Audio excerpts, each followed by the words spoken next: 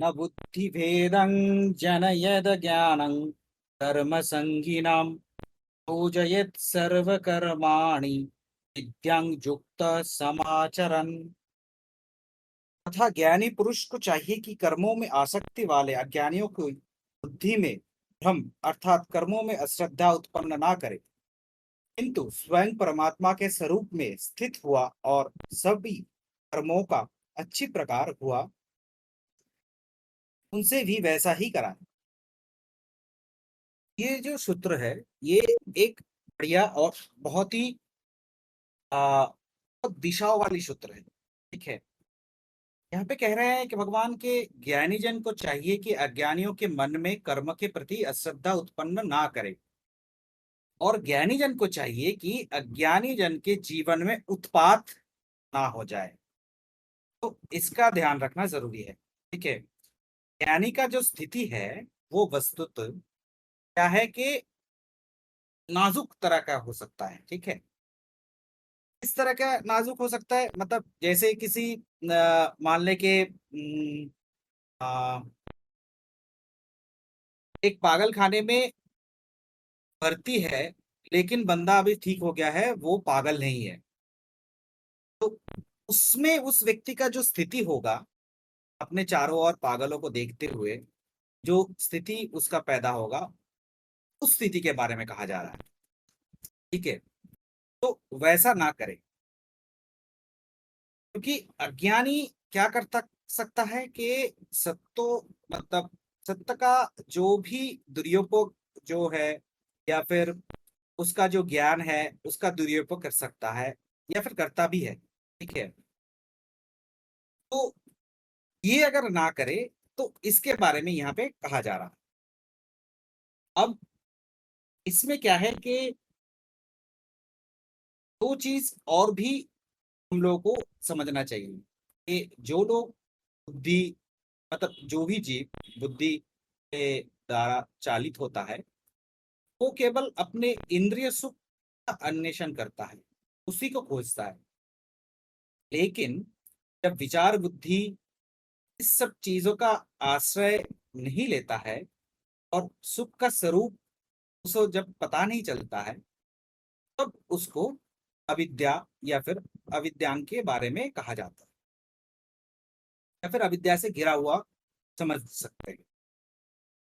और जिन लोगों को पास विचार बुद्धि है, वो लोग उसी का अवलंबन लेके वैराग्य के साथ में अपने विषयानंद को त्याग करके आत्मानंद लाभ कर सकता है, और ऐसे व्यक्ति को विद्वान कहा जाता है।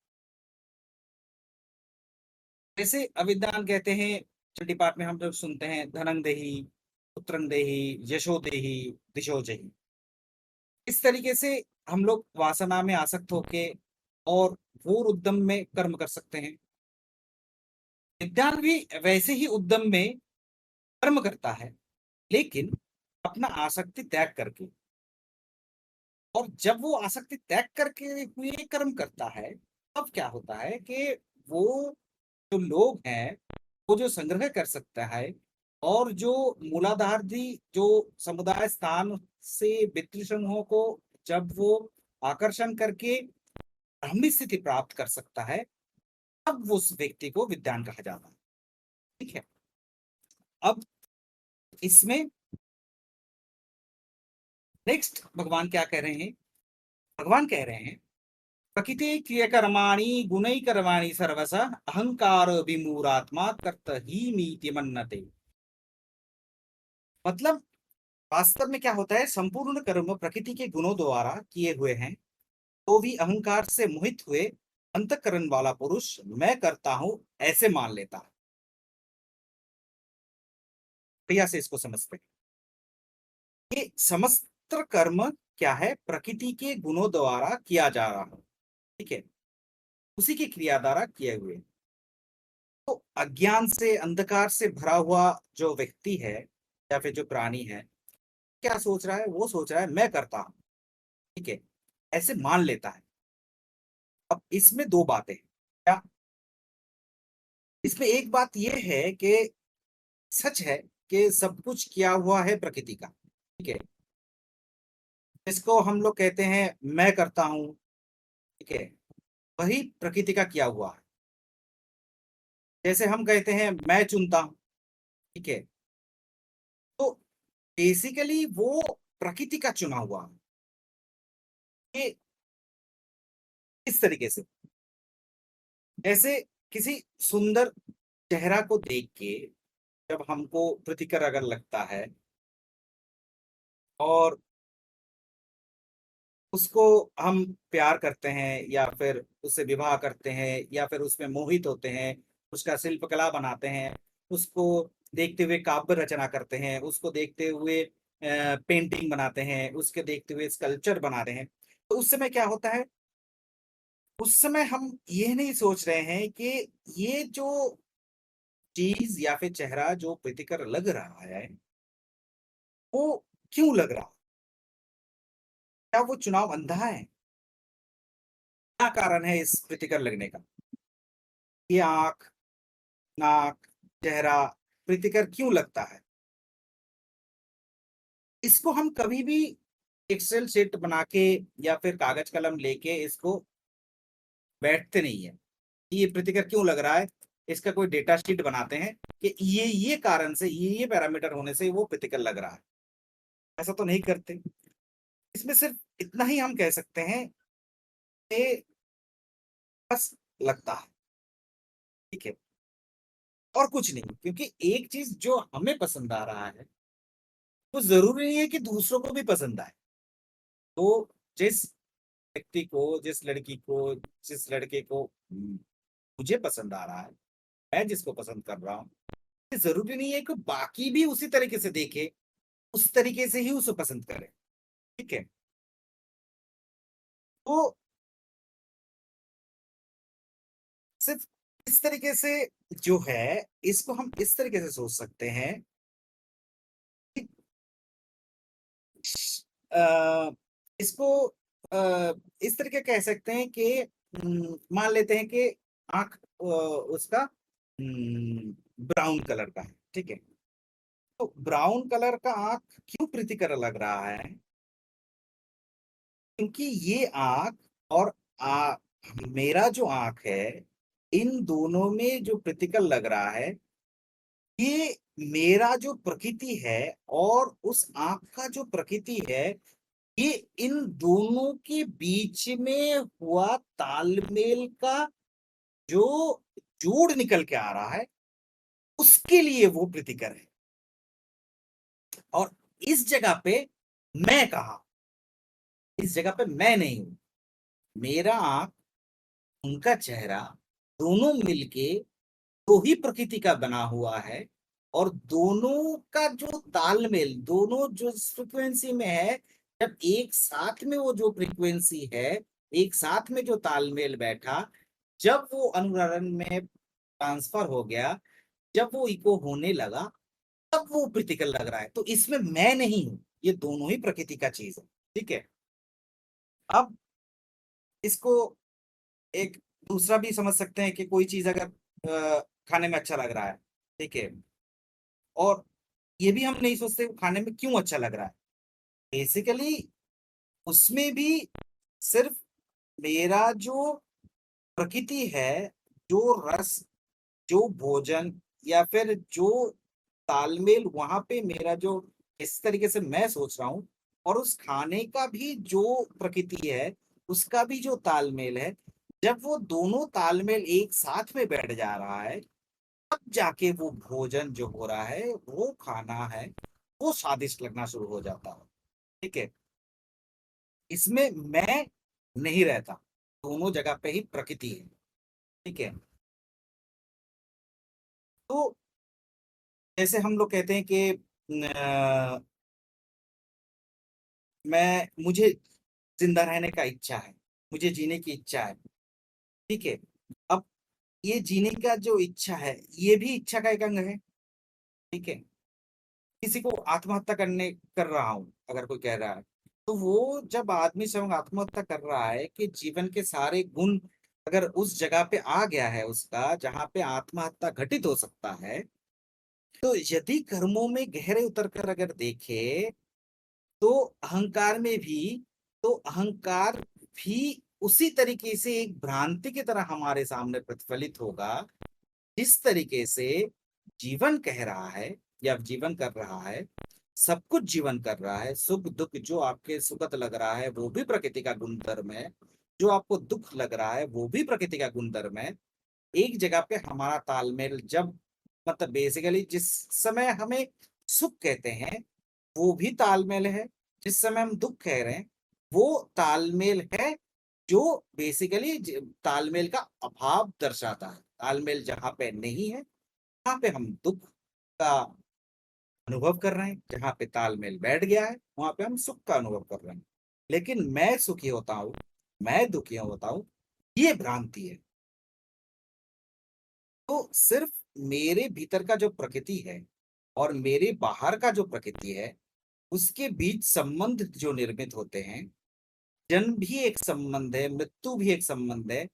लेकिन हम कहते हैं कि मैं जन्मा, और मैं, हम लोग कहते हैं कि मैं मर रहा हूं। ठीक है, इस तरीके से हम रिप्रेजेंट कर रहे हैं उस चीज को।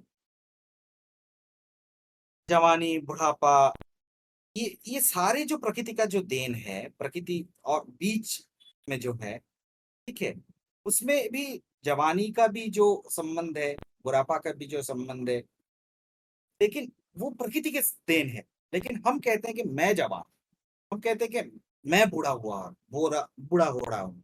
ठीक है,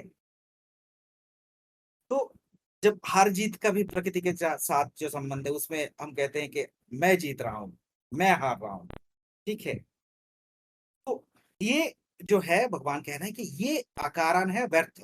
इसको हम अगर, मतलब सही तरीके से हम लोग भी इसको अगर टटोल के सोचे तो यही बाहर आके निकलता है। तो भगवान कह रहे हैं कि ज्ञानी पुरुष इस अहंकार, इस अज्ञान, इस भ्रम से बच जाता है कि मैं करता हूं और देखता है प्रकृति कर रहा है। ठीक है, और जैसे ही ख्याल आता है कि प्रकृति करता है, तो तब सब सुख और दुख हो जाते हैं। और जैसे ही ख्याल आता है कि प्रकृति गुणधर्म के कलाप से सब कुछ है, हम उसमें ही उठी हुई एक लहर से ज्यादा नहीं है, और उसी का एक अंग है। जैसे ही जीवन में आसक्ति और विरक्ति हो जाता है और आदमी अनासक्त और वितराग और ज्ञान के उपलब्ध हो जाता है, जब, तब अर्जुन से वो कह रहा है कि तू लड़ रहा है ऐसा मत सोच, बेसिकली प्रकृति लड़ रहा है। ठीक है, भगवान के हिसाब से लड़ाई तो धर्म और अधर्म के बीच में लड़ाई है। भगवान के हिसाब से प्रकृति के बीच उठी हुई दो लहरों का संघर्ष है। ठीक है, और अर्जुन इसमें सिर्फ एक लहर है, और लहर के ऊपर है। इसलिए भ्रम में ये आ रहा है कि मैं लड़ रहा हूं अर्जुन के, और इस भ्रम में ही हो सकता है कि मैं हारूंगा और मैं जीतूंगा। इस भ्रम में हो सकता है कि मैं मारूंगा, मैं मिटूंगा, या फिर मैं ही मिटाऊंगा। ठीक है, और जैसे समुद्र की लहर के ऊपर जब शांत हो जाता है, भाग शांत हो जाता है, अकर उठता है जब, और अगर उसका होश आ जाए तो लहर के ऊपर ही। ठीक है,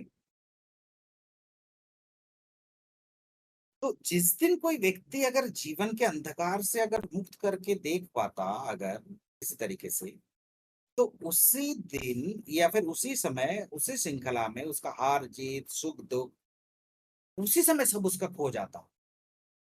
तो ज्ञानी तब कर्म और कर्ता नहीं बन जाता, सिर्फ वो प्रकृति के गुण धर्म का पालन करता हुआ एक मार्ग या फिर एक रास्ता बन जाता है। हम्म, तब बाहर से जब देखते हैं ज्ञानी पुरुष को, तब देखते हैं कि वो कर्म कर रहा है, सब कुछ हो रहा है, वो कर रहा है, लेकिन भीतर उसका पूरा शांत है, भीतर से वो कुछ भी नहीं होता। और जब ज्ञानी जन जब, मतलब बुढ़ापे में रहा है या फिर जवान हो रहा है, तो वो इसको सोचता है कि मैं तो कहीं पे नहीं जा रहा हूं, ये शरीर जा रहा है, भीतर वही रहता जो जवानी में था, भीतर वही है जो बुढ़ापे में है। ये सिर्फ प्रकृति या फिर शरीर का गुणधर्म है, जिसके चलते वो इस तरीके से मेरे सामने प्रतिभात हो रहा है। तो भगवान सिर्फ इतना ही कह रहे हैं यहाँ पे कि ज्ञानी करता है कर्म, लेकिन करता नहीं बनता है। बस जो करता नहीं बनता है वो जीवन का परम सत्य को उपलब्ध हो जाता है। अब जो चीज आ रहा है वो है, उसको मान सकते हैं अहंकार का जो भ्रम है।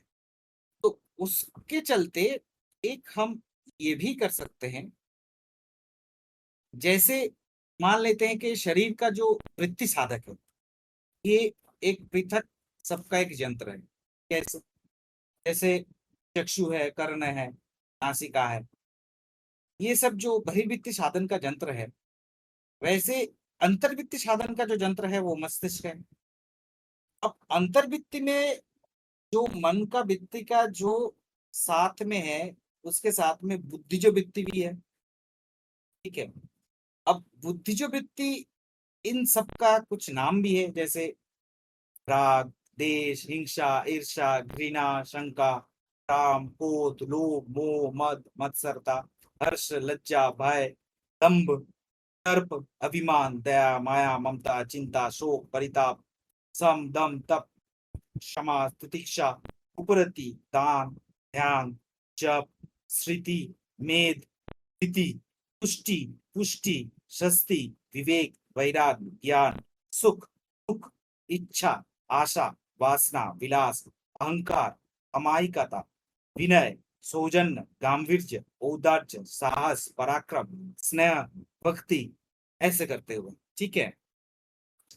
तो मस्तिष्क या फिर मगज का जो ये जो एक विचित्र जो पदार्थ है, तो भगवान ने इसका कृतित्व यही है कि एक ही उपादान से ये तैयार हुआ है। इसका आकार, आयतन, भाग का जो तारतम्य है, उसका जो कुंचन है, और जो पाक है उसका जो क्रम प्रकार है, उसका जो भाग का जो विशेष है, कहीं पे कम है कहीं पे ज्यादा है, तो उसी विविध जो वृत्ति का क्रिया का जो आधार या यंत्र है, उसी के चलते हैं। ठीक है। और इसी दिमाग के गठन का जो भेद है, इसी से इंसान या तो अच्छा बनता है या तो बुरा बनता है। और जिसके दिमाग में जितना ज्यादा यंत्र है, या फिर भावनाएं हैं, या फिर वृत्तियां हैं, तो उसी के चलते में उसका क्रिया शक्ति भी डिफरेंट डिफरेंट है। और ये सब जो यंत्र है, इसके साथ का जो जोड़ है, इसको अगर सेट समझते तो सुपर सेट है वो मैं। ठीक है। जो मैं आत्म क्रिया करता हूं। ठीक है। तो जिस तरीके से यंत्र अगर काम नहीं करने से वो आत्म क्रिया नहीं हो सकता है, जैसे अगर आंख, कान, ये अगर खराब हो जाए, विकल हो जाए, या फिर ना रहे, तो उसको देखना और सुनना संभव नहीं होता। तो इसी तरीके से मस्तिष्क का अगर कोई नर्वस जो रीजन है, नर्व का जो रीजन है, स्नायु मंडली जो है, उसका अगर किसी कोई अंश अगर विकृत हो जाए, अगर वो ना रहे, तो उससे वो स्नायु या फिर यंत्र साधन का जो वृत्ति का जो स्फुरन है, वो भी नहीं होगा। ठीक है। तो वस्तु तो जो क्रिया है, जो शारीरिक यंत्र है या प्राकृतिक गुण है, जो आत्मा नहीं करता है। ठीक है। लेकिन आत्मा का अस्तित्व हेतु ये सब कार्यकरी हो रहा है। ठीक है। तो इस तरीके से है। अब तत्वित्तु महाबाहो गुण कर्म विभागयो गुणा गुणेषु वर्तन्ते इति मत्ता न सज्जते।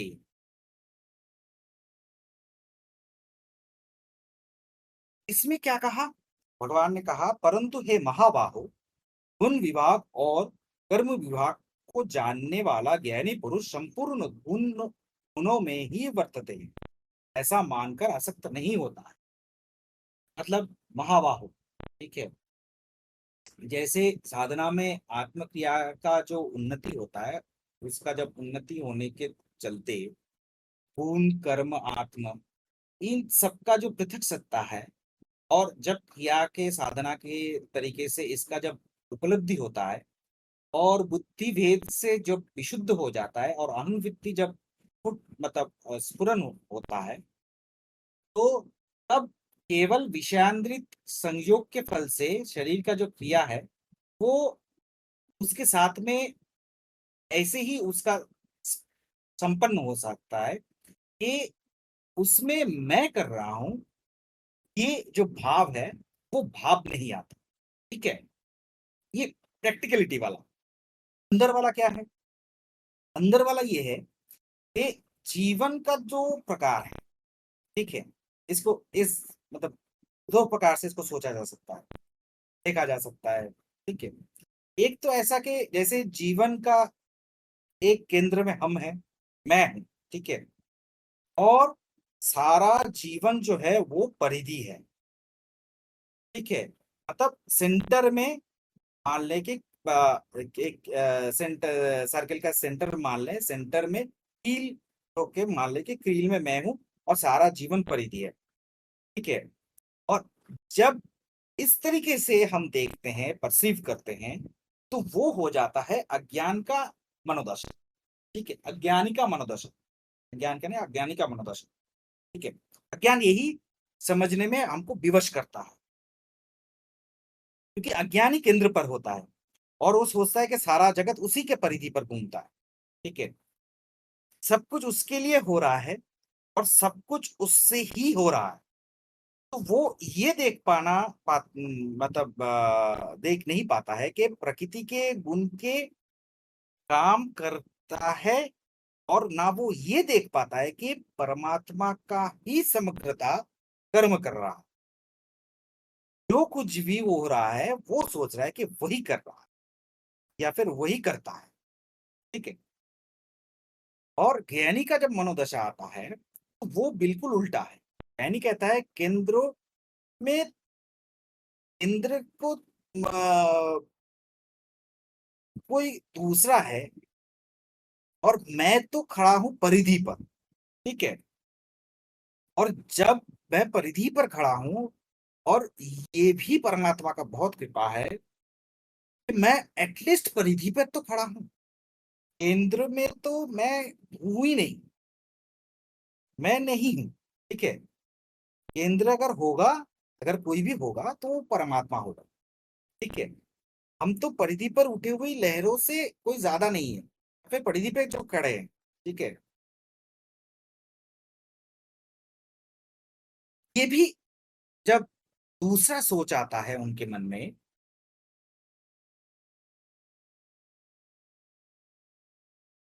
जब वो भक्त हो जाता है, तब वो एक स्टेप और आगे चला जाता है और वो कहता है कि मैं परिधि पर भी नहीं खड़ा हूं, मैं हूं इसी जगह पे।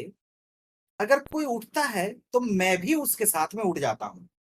मैं लहर के ऊपर चलने वाला एक ऐसा प्राणी हूं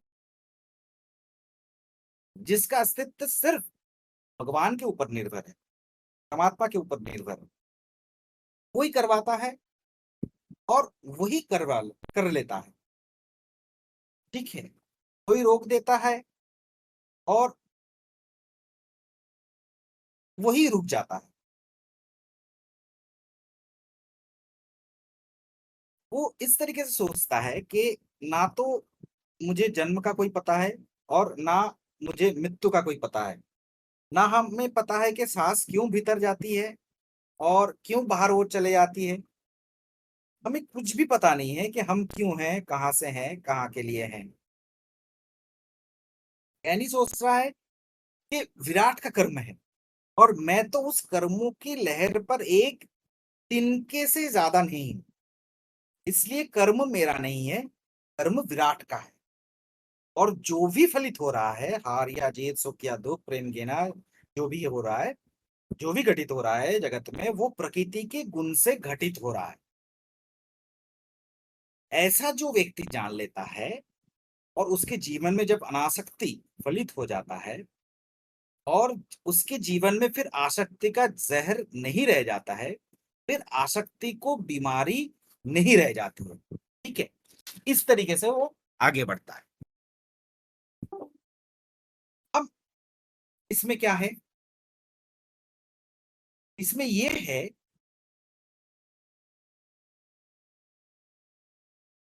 अर्जुन मतलब भगवान अर्जुन से ये कहते हैं तो कि तू भाग मत।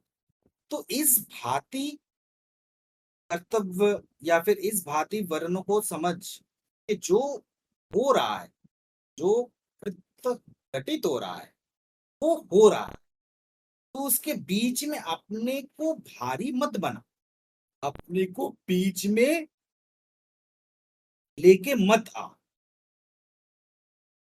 अपना विल मत बना। ठीक है, जो हो रहा है उसे होने दे और तू उस होने के बाहर अनासक्त खड़ा हो जा। यदि तू अनासक्त खड़ा हो सकता है तो फिर युद्ध ही भ्रांति है, युद्ध भी शांति है। और अगर तू अनासक्त खड़ा नहीं हो सकता तो शांति भी तेरा युद्ध बन जाए। ठीक है, तो बहुत बार ये प्रश्न आ रहा है मन में कि अहंकार रूपी जो भ्रम है, इससे आसक्ति पैदा हो रहा है, तो अहंकार या फिर आसक्ति का उत्पत्ति का जो कारण है, इसे भी तो स्पष्ट करना पड़ेगा। तो अहंकार रूपी भ्रम से आसक्ति उत्पन्न हो रहा है। ठीक है, अहंकार कैसे उत्पन्न हो रहा है?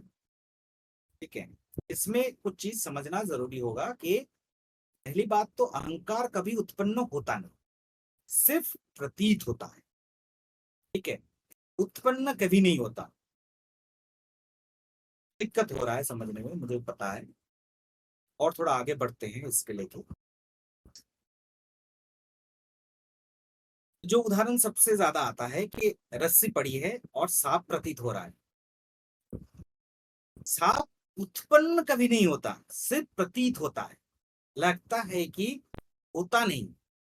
ठीक है, लगता है कि है लेकिन होता नहीं है। अहंकार भी लगता है कि है लेकिन है नहीं। प्रमाण, सबको पता है कि अगर एक ग्लास में पानी है, ट्रांसपेरेंट ग्लास है, कांच का ग्लास है, उसमें अगर हम लकड़ी को घुसाएं तो देखते हैं कि लकड़ी टेढ़ी हो गई है। इसको लाख बार करें, लाइट का जो इसमें भौत विज्ञान हमको समझा रहा है, जिस कारण से हो रहा है, उसको बार बार पढ़े, और हजार बार पढ़ने के बाद भी जब भी हम लाठी को डुबाएंगे तभी वो वैसा रूप ले लेगा। हम बाहर से हजार बार उस सूत्र को पढ़ने के बाद भी, हजार बार उसको जानने के बाद भी, हजार बार ये एक्सपेरिमेंट करने के बाद भी, लाठी जब भी उसमें घुसाएंगे तभी वो प्रतीत होगा कि वो जैसे टेढ़ा हो गया है। जितना भी ज्ञान हो जाए, जहां पे भी हम पहुंच जाए, लेकिन उसको हम वैसे ही देखेंगे कि टेढ़ा हो गया, कभी भी हम उसको नहीं देखेंगे कि वो सीधा हो रहा है। ठीक है, तो ये होता नहीं है, अपियरेंस है, बस प्रतीत हो रहा है। बाहर निकाल लेते हैं अब जब लकड़ी को, तो सीधा पाते हैं। ठीक है, तो अगर भली आती है, जब हमको ये पता है तब भी उससे छुटकारा मिल नहीं रहा है, क्योंकि अगर अंध अहंकार पैदा हो जाए तो उससे छुटकारा बहुत मुश्किल है। अगर दिखाई ही पड़ता है तो समझ से ही उसको छुटकारा हो सकता है, ऐसा हम सोचते हैं। फिर चाहे वो दिखाई ही पड़ता रहे तो भी छुटकारा हो जाएगा। क्यों हो जाएगा? कि क्योंकि अहंकार कैसे दिखाई पड़ता है, अहंकार को दिखाई पड़ने का जन्म कैसे होता है? ये महज अगर हम लोग को पता चल जाए तब, ठीक है। अब इसमें जो है, इसमें मैं अपना अपना सोच इसमें डालता हूँ, ठीक है। इसको सोचिए, सोचिए कि जब एक बच्चा पैदा होता है, ठीक है, उसे हम क्या करते हैं, उसे हम एक नाम देते हैं, कुछ भी ABCD कुछ भी नाम सोच लें, ठीक है? तो कोई बच्चा तो नाम लेकर पैदा नहीं होता, किसी बच्चे का भी कोई भी नाम नहीं होता, ठीक है। सब बच्चे बेनाम या फिर नेमलेस होते हैं, ठीक है। लेकिन क्योंकि बिना नाम का काम चलाना मुश्किल हो जाता है, तो उसके चलते हम नाम लेते हैं, नाम देते हैं किसी को। अगर मान लें कि सबका नाम अगर छीन लिया जाए, तो हम सोच सकते हैं कि कितनी बड़ी कठिनाई पैदा हो सकती है। लेकिन नाम को अगर सोचें कि नाम तो बिल्कुल झूठा है, फिर भी उस झूठ से काम चलता है, ठीक है। नाम बिल्कुल है नहीं, लेकिन हमारे और जगत के बीच में एक लेवल की तरह इसका जरूरत है, क्योंकि अगर वो लेबल नहीं है तो मुश्किल और कठिनाई हो जाती है। तो एक ऐसा चीज को हम खड़ा कर देते हैं जिसका कुछ नाम देते हैं। जैसे मान ले किसी का नाम दिया राम, किसी का नाम दिया कृष्ण, किसी का नाम दिया अर्जुन, इसका नाम ये, इसका नाम कुछ दिया। तो नाम तो एक झूठ है, लेकिन नाम गहरे उतर जाता है, ठीक। बहुत बार सुने, हरे राम, हरे राम, राम राम हरे हरे, हरे कृष्ण कृष्ण कृष्ण हरे हरे। संस्कृत देखेंगे तो हरीर नाम, तो हरि का जो नाम है, हरि नहीं है वो नाम, हरि का जो नाम है, हरिर नाम केवलम। तो हरि का कुछ नाम है, कोई दूसरा नाम है, कुछ दूसरा है, कुछ अलग है, वो नाम ही केवलम है, हरि नाम नहीं, ठीक है। तो इस तरीके से, और इतना गहरे अगर जब उतर जाता है कि अपने नींद में भी पता नहीं होता कि आप मतलब मतलब जब नींद खुलता है तब ये नाम के साथ में हम एकस्टम्ड हो जाते हैं, इसके साथ में हम अपना आत्मता गड़ी कर लेते हैं, पता कर लेते हैं पूरा, ठीक है।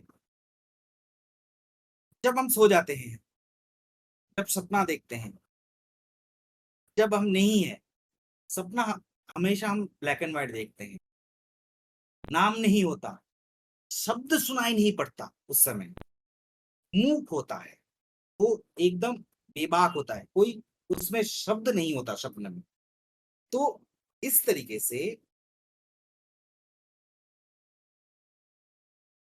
गहरे मतलब जब किसी को अगर मतलब मान लेते हैं कि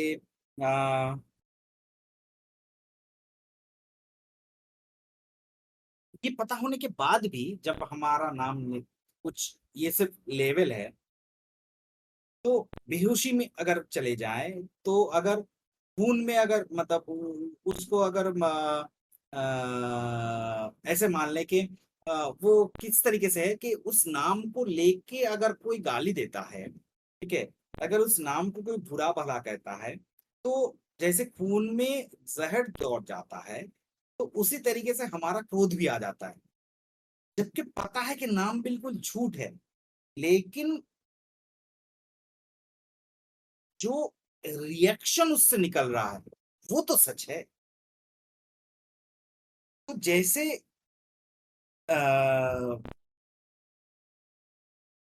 मान लेते कि सोते सोते एक बुरा सपना देखा, उठ गए, उस समय देख रहे हैं कि ब्लड प्रेशर हाई हो गया है, जोर जोर से दिल धड़क रहा है। तो उस समय जब हो रहा है, पसीना आ रहा है, अगर सोच लें, तो इस तरीके से जब हम चल रहे हैं तो इसमें क्या होता है कि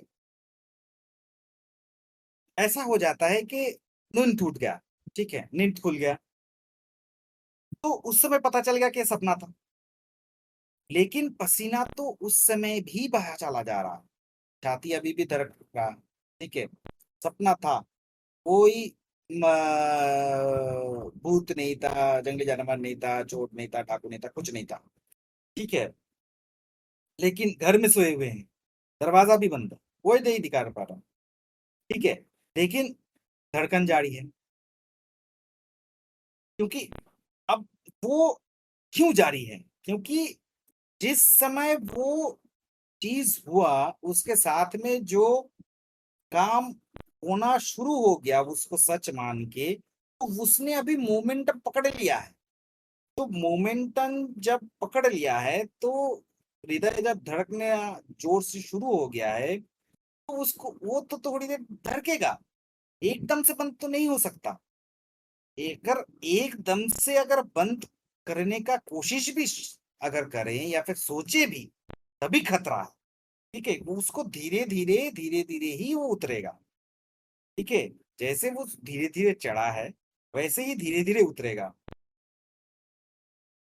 सपना है, पता है, लेकिन हृदय का धड़कना जो जारी है वो सपना बिल्कुल झूठा है जानने के बाद भी धीरे धीरे ही उतरेगा, ठीक है, तो इसी तरीके से नाम जैसे जिंदगी पर काम देता है,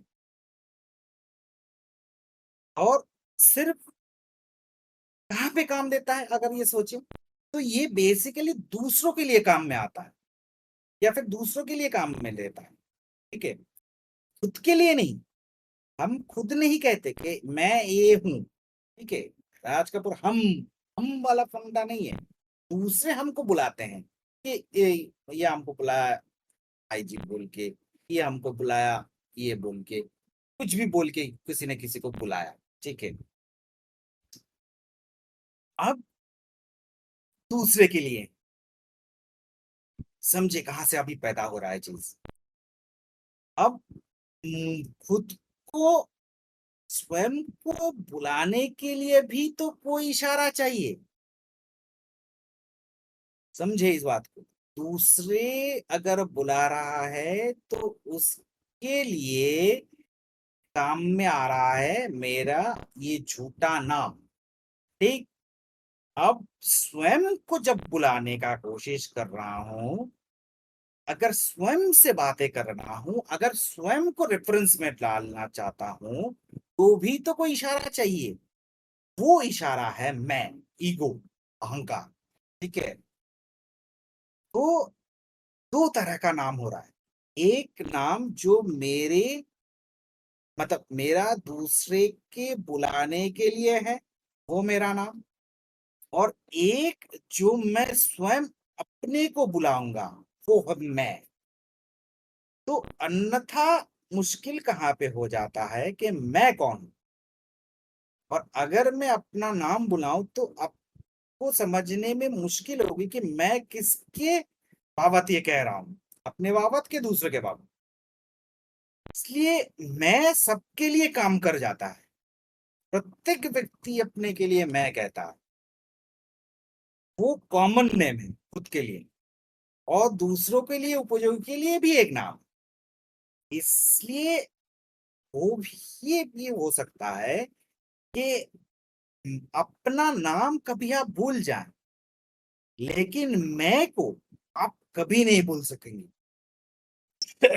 आपका नाम दूसरे के उपयोग करते हैं, वो उनको याद रहना है, उनको याद रखना है, आप तो सिर्फ मैं का उपयोग करते हैं, ठीक, तो इस तरीके से है,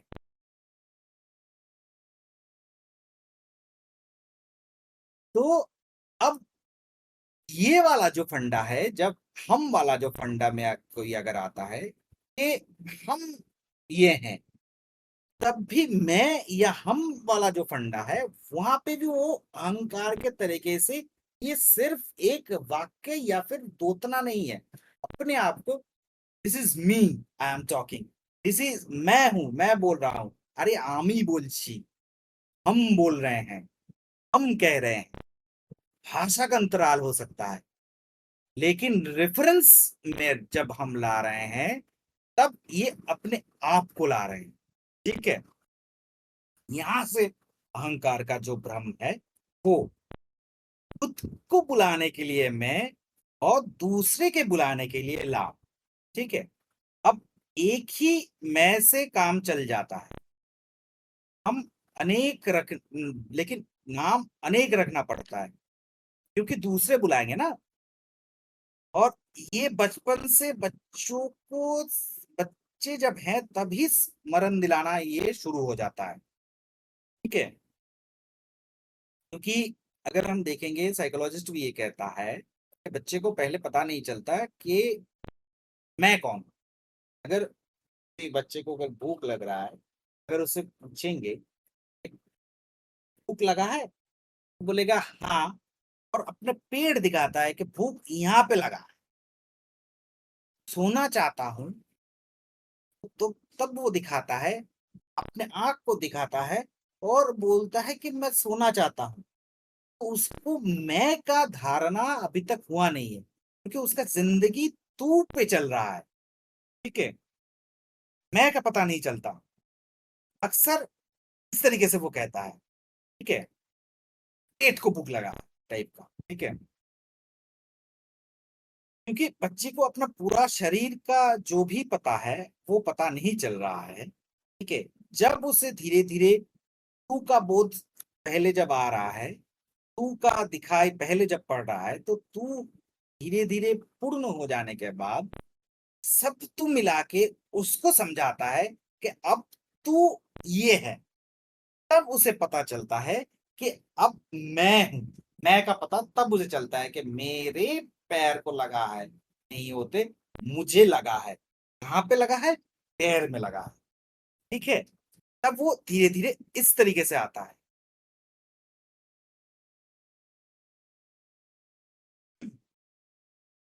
क्योंकि जिंदगी का जो उपयोगिता है मैं के आसपास खड़ी है। और कभी हम भूल जाते हैं कि धीरे धीरे कि ये मैं एक काम चलाऊ शब्द है, ये सत्य नहीं है। ठीक है, ये काम चलाऊ शब्द है तो सत्य नहीं है। और ये धीरे धीरे इस काम चलाऊ शब्द को हम सत्य मानकर जीने लगते हैं। और फिर हम जब विभाजन कर लेते हैं, विभाजन वैसा है जैसे आप कहते हैं कि मेरा आंगन है। ठीक है, मेरा घर है, आपका घर है, ये बिल्कुल सच है। लेकिन पृथ्वी तो बटी हुई नहीं है। आपका घर है, पृथ्वी अनबटी है। पड़ोसी के आंगन और आपके आंगन में, पड़ोसी के घर आपके घर में, बीच में पृथ्वी में कोई दरार तो नहीं पड़ती। तो इस तरीके से ना तो मतलब देश के चलते में भी अगर सोचें तो हिंदुस्तान और नेपाल में कोई खाई तो नहीं है। तो पृथ्वी तो उस समय उस जगह पे टूटी तो नहीं है। लेकिन काम चलाऊ शब्द हम ये मेरा देश बना लेते हैं, तो ऐसा लगता है कि मेरा देश कहीं टूट जाता है और दूसरे का देश वहां से शुरू होता है और बीच में कोई खाई है। ठीक है, कोई खाई तो है नहीं। ठीक है, ये जो एक शब्द है देश का, और जब ये भगवान जिस लेवल पे जाके ये बात कर रहे हैं, वो तो सारी पृथ्वी नहीं पूरी ब्रह्मांड के बारे में बात कर रहे हैं। सब कुछ मुझ में समा हुआ है और मैं सब में हूं।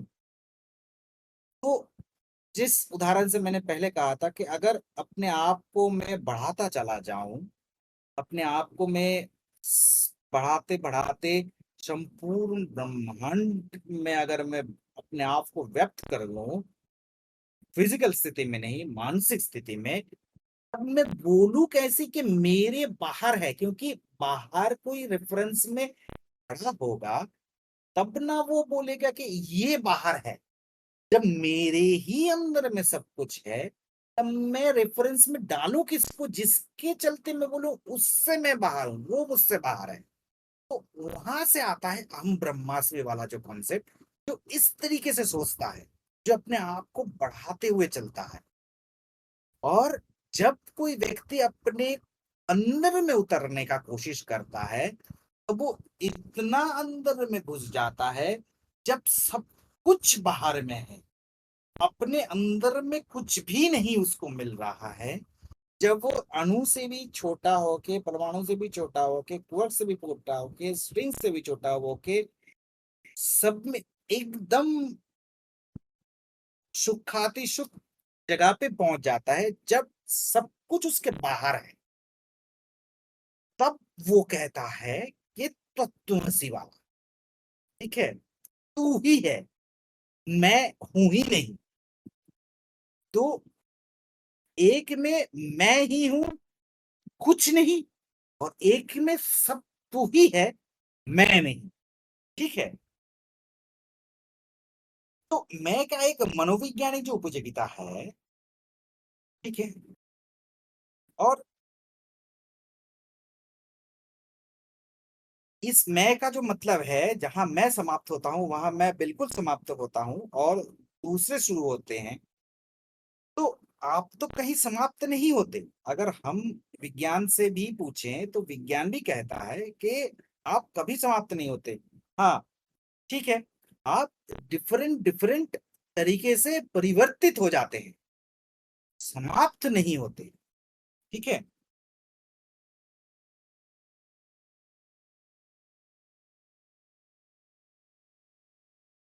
तो इस तरीके से इसको समझना चाहिए। तो जब भगवान कह रहे हैं कि अज्ञानी जन अपने को अहंकार में बांध कर व्यर्थ फंस जाते हैं, तो उसका मतलब केवल इतना है कि मतलब इसका मतलब ये नहीं है कि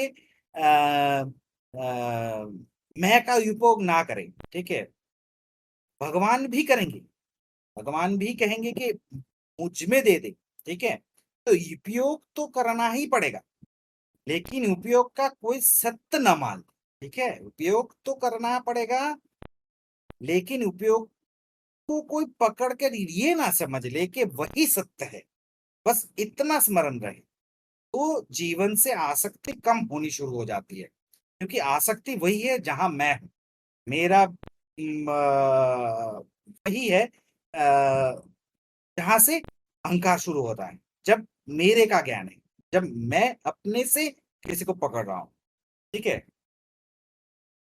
और अगर मुझे ये पता चल जाए कि मेरी जैसी कोई सत्ता ही नहीं है, सब इकट्ठा है, तो मैं किस चीज को मेरा कहूं और किस चीज को पराया कहूं। ठीक है, फिर कोई चीज तो अपनी नहीं, कोई चीज पराई नहीं, सब उसकी है, सब प्रभु की है। तो ऐसी मनोदशा में आसक्ति में विलीन हो जाती है। ठीक है। अब प्रकृते गुण सन्मूढ़ा सज्जन्ते गुण कर्मसु तान कृत्स विदो मंद्यान कृष्ण विद्या विचालयेत्। और प्रकृति के गुणों से मोहित हुए पुरुष गुण और कर्मों में आसक्त होते हैं। उन अच्छी प्रकार से समझने वाले मूर्खों को अच्छी प्रकार जानने वाले ज्ञानी पुरुष चलायमान ना करें। ठीक है, कीमती सूत्र ये है कि वो कह रहे हैं कि प्रकृति के गुणों से मोहित हुए, तो मोहित शब्द को गहरे में समझना जरूरी है। ठीक है, मोहित हुए अर्थात सम्मोहित हुए, हिप्नोटाइज्ड। ठीक है, अभी तक मूड हो रहा था अर्जुन, अर्जुन को कह रहे थे कि मूर्ता से निकल। अब भगवान कह रहे हैं कि प्रकृति के गुणों से मोहित हुए। क्या भगवान अपने आप को कॉन्ट्रडिक्ट कर रहे हैं? तो भगवान अपने आप को तो कॉन्ट्रडिक्ट नहीं कर रहे हैं। तो इसमें क्या हो रहा है कि शिकार, ठीक है, और शिकारी, इसमें हम पकड़ते हैं। किस तरीके से पकड़ते हैं? जैसे हम इसमें देखते हैं कि अजगर अजगर जब देखते हैं कि क्या करता है अपने शिकार पकड़ने के टाइम में, 1 सेकेंड।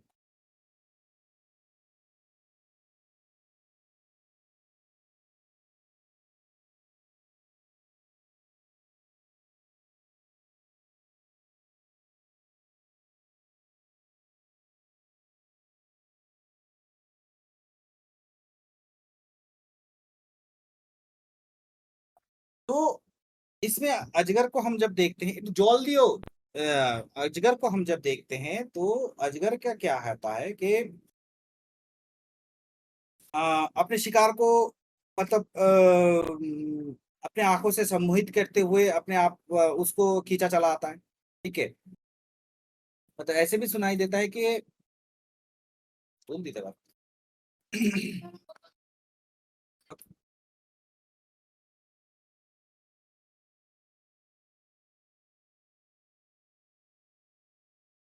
इस तरीके से जब मतलब कोई खींचे चला जा रहा है, ठीक है, तो संस्कृत में जब शब्द आता है पशु, उसका मतलब क्या होता है? उसका मतलब सिर्फ इतना ही होता है कि पास बद्धजिब, उसको पशु कहते हैं। ठीक है, गाय भेड़ बकरी को हम पकड़ के जब लेके जाते हैं तो खींचा हुआ जब वो चला जाता है, एक रस्सी से बांध के जब खींचते हुए चला जाता है, पीछे पीछे चलता है, उसी तरीके से। तो वैसे ही प्रत्येक व्यक्ति प्रकृति के जो गुणों में जो मतलब खींचा हुआ जो पशु की तरह जो मोहित हो जाता है, हिप्नोटाइज होके जाता है, तो उसी तरीके से उसके पीछे चल रहा है।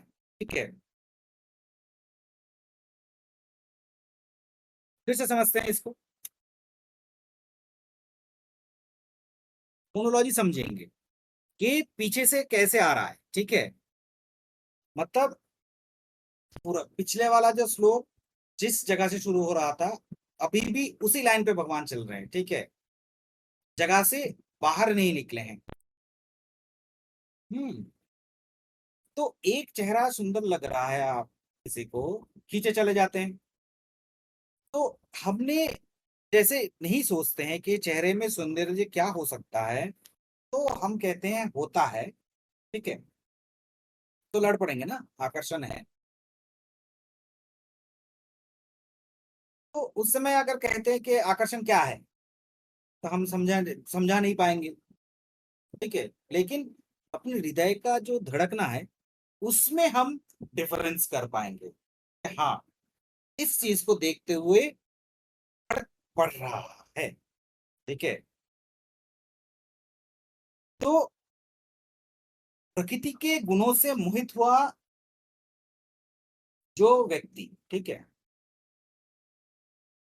अब वही दुख है, वही पीड़ा है सबकी। ठीक है, कि हम किन किन चीजों से मोहित होते हैं, ये ख्याल करना तो बड़ी हैरानी हो जाएगी। अगर चित्र देखे, फिल्में देखे, पेंटिंग देखे, उपन्यास देखे, सारी मनुष्य के भांति पूरा जो साहित्य है, ठीक है, तो जिसको हम साहित्य कहते हैं, तो उसमें अगर देखें तो बड़ी हैरानी होगी कि कुछ चीजों में ऑब्सेशन आदमी का पैदा हो गया है, और उस ऑब्सेशन इतने जगह पे है कि अभी किसी के ख्याल में भी नहीं है कि वो ऑब्सेशन में पैदा हो चुका है। ठीक है, और ये सिर्फ ख्याल में भी नहीं आता है कि प्रकृति के गुणों से इस भ्रांति मोहित कर सकते हैं। ठीक है, अब भगवान कह रहे हैं कि प्रकृति के गुणों ने समझने में और उनसे सम्मोहित हो जाने से जो आदमी अज्ञान में, मोह में, आसक्ति में, दुख में पड़ता है, ठीक है, और ना समझो की तरह जो भरा हुआ जो जगत है वो भी इसी तरह। ठीक है, और मनोवैज्ञानिक या साइकोलॉजिस्ट अगर हम के पास जाएं तो वो भी इसी शब्द का प्रयोग करते हैं। वो भी कहते हैं कि आदमी अंगों से प्रभावित हो रहा है। वस्त्रों से प्रभावित हो रहा है, वस्तुओं से प्रभावित हो रहा है, उन तक से प्रभावित हो रहा है और इस तरीके से प्रभावित हो रहा है कि वो पागलपंती में भी उतर जा रहा है। ठीक है? तो इस तरीके से अगर हम सोचेंगे, तो इस स्थिति से अगर हम जाएँगे, तो हम कभी भी धर्म का सत्य को नहीं जान सकते हैं। ये सिर्फ़ यही सोचना है कि ये सिर्फ़ यही है कि प्रकृति के गुणों में जैसे भटकता हुआ इंसान है। प्रकृति ने ऐसा मतलब तैयार किया है और हम भी उस तरीके से तैयार हैं, जिसमें तालमेल हो जा रहा है। ठीक है? जैसे रंग में मोहित है किसी, जैसे लड़कियाँ को ज़्यादातर पिंक कलर पसंद है, लड़कों को ब्लू कलर पसंद है। ठीक है? अब रंगों में क्या हो सकता है? भारी मोहित हो सकते हैं, हो रहे हैं हम लोग। ठीक है? किसी को कोई रंग अच्छा लग रहा है, तो दीवाना हो रहा है। ठीक है?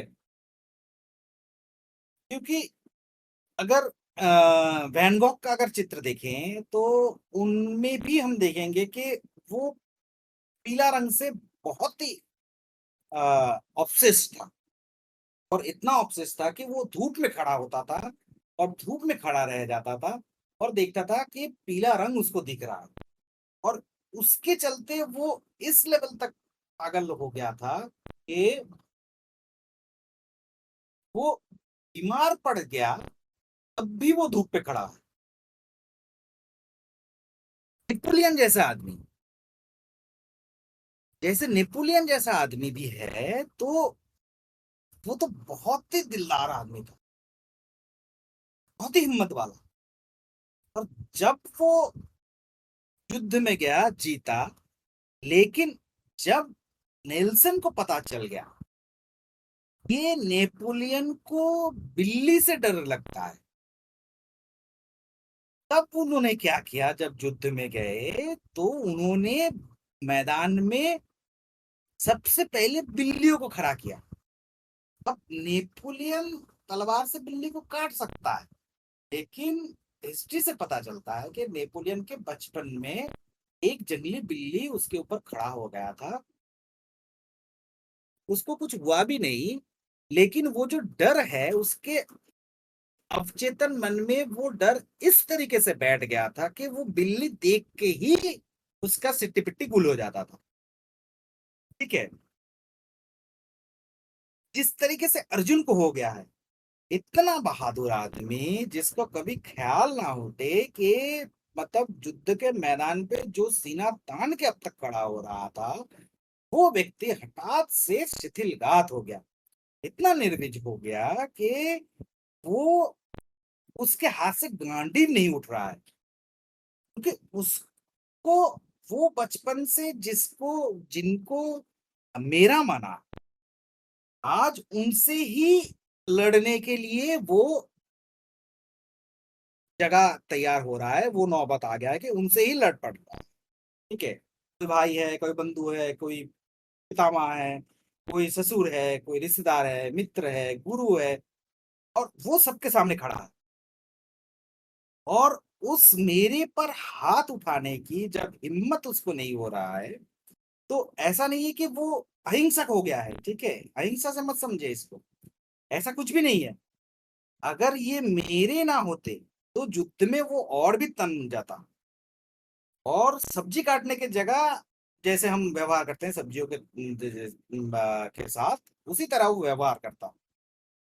तो उसका मेरे का जो ऑब्सेशन है, वो मेरे का जो सम्मोहन बन गया है, उसी के चलते वो ऑब्सेशन इस लेवल का उसका मेरे का था कि जिसके कहने पे अपने आप को दांव पे लगा लिया, वनवास में चला गया, किन्नर बन गया। उसके बाद वो किन्नर बन के भी अपना जिंदगी गुजारा 1 साल और अपमान सहा, उत्तरा का अपमान सहा, द्रौपद का अपमान सहा और इस तरीके से वो अपने आप को ऑब्सेशन, मेरा का ऑब्सेशन उसमें वहां से बढ़ते हुए आ रहा है। ठीक है? द्रौपदी को जीतने के बाद भी उसने बांट लिया, मेरे का ऑब्सेशन वहां से है। इस तरीके से सोचना है कि क्यों अर्जुन के मन में ही ये चीज आया और किसी के मन में क्यों नहीं आया। क्योंकि मेरे वाला जा जा मतलब जो भी है उस तरीके से, ठीक है। तो ज्ञानी पुरुष का जो अर्थ है, तो वो जब जिसको अब कोई चीज सम्मोहित नहीं कर सकती, ठीक है, उसके सामने पैसा रख दो, अज्ञानी के सामने, और एक ज्ञानी के सामने पैसा रख दो। तो जब अज्ञानी के सामने पैसा रखेंगे तो वो पैसा से सम्मोहित होगा और उसे रुपया नहीं दिखेगा उसमें। उसमें वो शायद देखेगा कि उसमें 100 रुपए है तो उस 100 रुपए को वो 200 रुपए बनाएगा, या फिर देखेगा सोचेगा कि उससे मैं एक पनीर रोल खाऊंगा, मतलब 100 रुपए में पनीर रोल खा रहा हूँ। या फिर वो सोचेगा कि मैं यहाँ से कैडबरी खरीदता हूँ। वो सोचेगा कि ये 100 रुपए को मैं इन्वेस्ट करके इसको 200 रुपए बनाऊंगा। उसके बाद पैसा बढ़ता हुआ रहेगा। जो जिसका मन जितना ज्ञान में बढ़ा हुआ रहेगा वो 100 रुपए को करोड़ों रुपए तक भी पहुंचा सकता है, और उससे वो गाड़ी बाड़ी जमीन जायदाद सब कुछ खड़ा कर सकता है उस 100 रुपए से, ठीक है। और जो जितना कम अज्ञानी होगा तो उसमें वो पनीर रोल खा के अपने आप को सिद्ध कर लेगा, ठीक है। अब ज्ञानी के सामने जब वो पैसा रखेगा तो वो सम्मोहित नहीं होगा, उसे भी पैसा दिखाई पड़ेगा, लेकिन वो पैसा जो उसके साथ जो सपने उठ रहे हैं अज्ञानी के मन में, वो सपनों से बाहर आ जाएगा। उपयोगिता उसको भी दिखाई देगा, उपयोगिता है, वो भी दिखाई पड़ेगा, लेकिन कोई सपना पैदा नहीं होगा। सम्मोहन सपने का उद्भावक जो है वो नहीं होगा, मोहग्रस्त चित्त नहीं होगा, कल्पना में सपनों में भटकेगा नहीं, आकांक्षाओं में महत्वाकांक्षाओं में भटकेगा नहीं, ठीक है। तो भगवान कह रहे हैं कि ज्ञानी पुरुष स्वयं में भी इससे भाग जाता है कि है, और ऐसा व्यवहार नहीं करता है कि वे अज्ञानी जो सम्मोहित में भरे जो रहे हैं उनके जीवन में अस्त व्यस्त होने का कारण बन जाए, ठीक है। इसका ये मतलब नहीं है कि वो उनके सम्मोहन को तोड़ने का प्रयास नहीं करेंगे, ठीक है, या फिर प्रयास नहीं करता। उनके सम्मोहन तोड़ने का प्रयास तो किया जा सकता है, लेकिन सम्मोहित हालत में उनके जीवन की धूड़ी का जो अस्त व्यस्त करना है वो खतरे से खाली नहीं है, ठीक है। और ये क्यों कह रहे हैं कि वे इसलिए कह रहे हैं कि अगर ये भी पता चल गया कि अर्जुन को, भगवान ये कह रहे हैं कि युद्ध व्यर्थ है, तो भी युद्ध के लिए तत्पर खड़े लोग से भी ये तो पता नहीं है कि युद्ध व्यर्थ है। तो भी ये युद्ध के लिए तत्पर खड़े लोग को जब पता नहीं है, तो अगर तू यहाँ से भागता है तो सिर्फ कायर समझा जाएगा। अगर तुझे ये भी पता चल गया कि युद्ध व्यर्थ है, तो यहाँ इकट्ठे हुए युद्ध के लिए तैयार लोगों में से किसी को ये पता नहीं है कि युद्ध व्यर्थ है। तेरे भाग जाने पर भी युद्ध होगा, युद्ध नहीं रुक सकता है। अगर तुझे पता भी चल गया कि युद्ध व्यर्थ है और तू चला भी भाग भी जाए, तो केवल जिस धर्म में, तो केवल जिस सॉरी,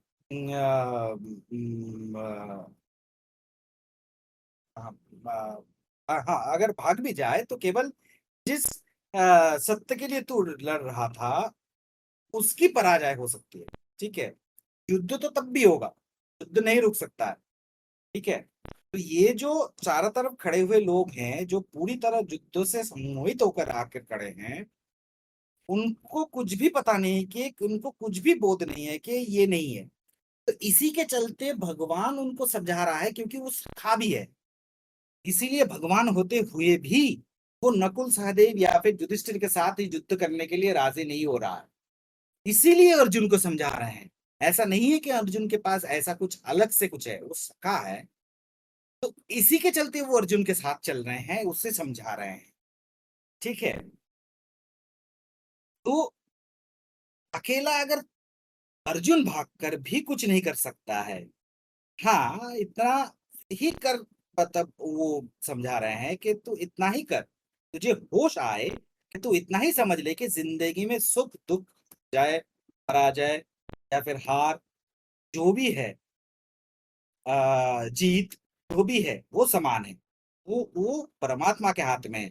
तू करता नहीं है, तू बिना करता हुए कर्म में उतर जा। ठीक है, तो आज इतना ही, खत्म करते हैं।